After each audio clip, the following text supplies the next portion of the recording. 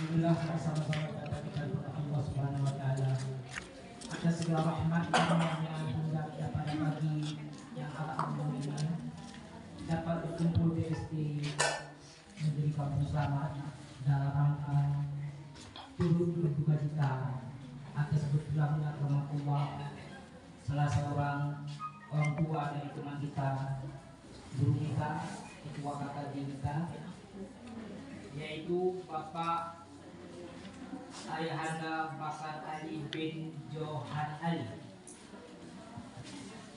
Seterusnya salawat dan salam mari sama-sama kita sampaikan kepada Rasulullah SAW yang telah memperjuangkan kebenaran hingga sebagaimana yang kita rasakan sekarang ini. Bapak, ibu-ibu jamaah sekalian, maksud dan tujuan kita pada hari ini adalah untuk mengirimkan doa kepada almarhum Bakar Ali bin Johan Ali. Jadi mari sama-sama kita berniat agar kiranya apa yang kita lakukan pada hari ini, segala bacaan kita pada hari ini, kiranya dapatlah disampaikan kepada almarhum Allah Subhanahu wa taala.